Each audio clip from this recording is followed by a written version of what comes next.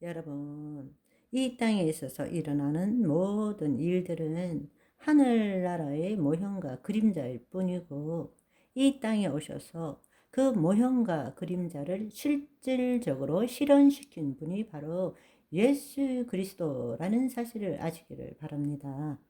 예수님이 바로 새 모세로 오신 메시아죠. 새 출애굽을 통해서 구약에 예언된 새 언약을 성취시킬 분으로서 이스라엘만을 회복시키는 것이 아니라 예수 그리스도를 믿는 모든 민족을 회복시킬 분으로서 이 땅에 오신 것입니다. 그렇지만 유대인들은 아직도 예수 그리스도를 메시아로 인정하지 않고 있죠. 그 결과로서 구약을 읽을 때 수군이 그 마음을 덮음으로써 여전히 형상과 관념의 세계에서 벗어나지 못하고 있습니다. 그러나 우리는 예수님을 믿음으로, 즉 물과 성령으로 거듭나게 되어서 우리 안에 하나님의 신성이 있고 그 성령님께서 껴쳐 주심으로 말미암아 신구약 전부를 통해서 하나님 나라를 통전적으로 지금 이해할 수 있게 된 것입니다. 아멘. 그렇지만 그들은 우리와 동일한 구약을 읽으면서도 예수 그리스도를 받아들이지 못하고 있는 것이죠. 너무나 안타까운 이야기입니다. 예수님께서는 우리에게 하나님 나라의 복음을 전하시고 이루셨습니다.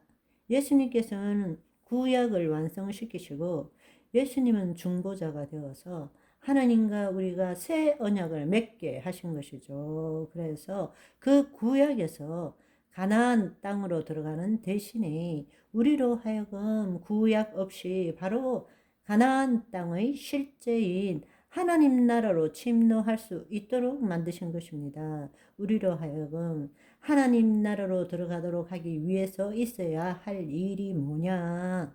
바로 구약의 완성과 새 출애굽을 통해서 새 언약을 맺어야 합니다. 새 언약을 맺기 위해서는 구약을 완성시켜야 되고, 구약을 완성시키기 위해서는 새 유월절이 있어야 한다라는 것입니다.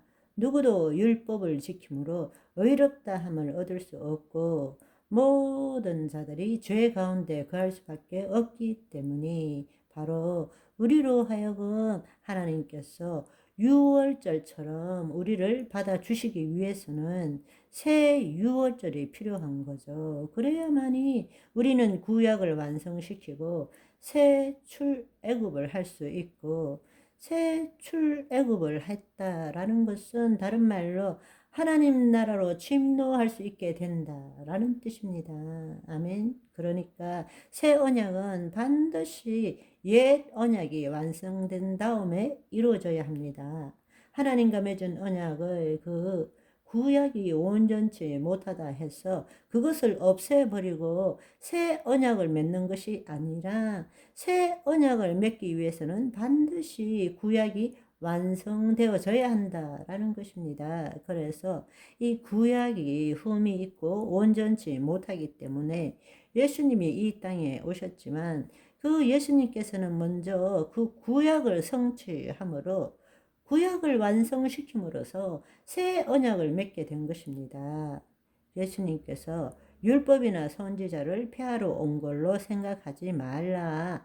폐하러 온 것이 아니라 율법과 선지자를 완전하게 하려 오신 분이 예수 그리스도시죠. 또 그리스도를 믿는 모든 믿는 자에게 의를 이루기 위해서 율법의 마침이 되신 것이죠. 아멘. 그렇다면 예수님께서는 어떻게 구약을 완성시키고 새 언약을 맺도록 하셨는가?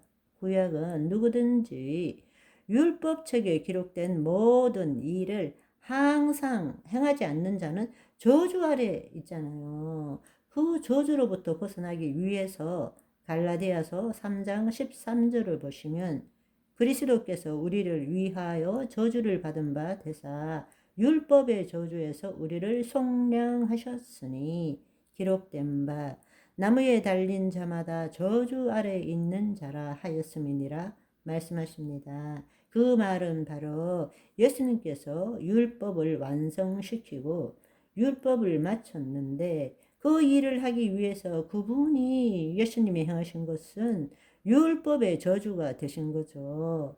율법의 저주가 되심으로 그분이 죽으심으로 우리를 대속하게 되고 구약을 완성시키고 우리에게 새 언약을 맺도록 하신 것입니다. 다시 한번 말씀드리면 여기 가장 중요한 사실은 새 출애굽을 통해서 새 언약을 맺기 위해서는 다른 말로 궁극적으로 우리가 하나님 나라로 들어가도록 하기 위해서는 반드시 새 유월절이 필요한 것입니다.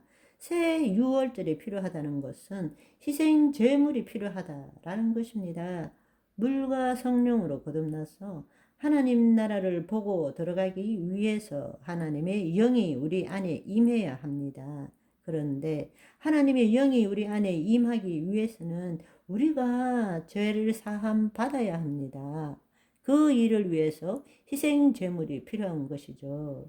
유대인들은 출애굽을 하도록 하기 위해서 하나님께서 어린 양을 희생 제물로 삼도록 하신 것처럼 우리가 이제 하나님 나라로 들어가도록 하기 위해서는 희생 제물이 필요한 것입니다. 그것도 단지 죄를 덮어주는 정도가 아니라 단번에 우리 죄를 영원히 사해주는 희생 제물이 필요한 것이죠.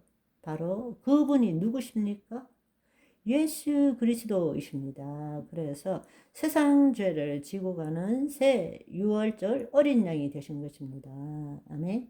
하나님 나라의 구속사를 볼 때에 예수님께서 행하신 최후의 만찬의 시작은 유월절에까지 이르는 것입니다. 그리고 그 최후의 만찬의 마지막은 십자가의 사건이 되는 것입니다. 아멘. 이 사실을 여러분들이 기억하셔야 합니다. 성만찬을 단지 예수님께만 초점을 맞추는 것이 아니라 하나님 나라의 섭리와 경륜 가운데 하나님께서 그의 통치를 이루시는 과정을 성경을 통하여 통전적으로 볼 수 있는 저와 여러분이 되시기를 소망합니다. 바이바이.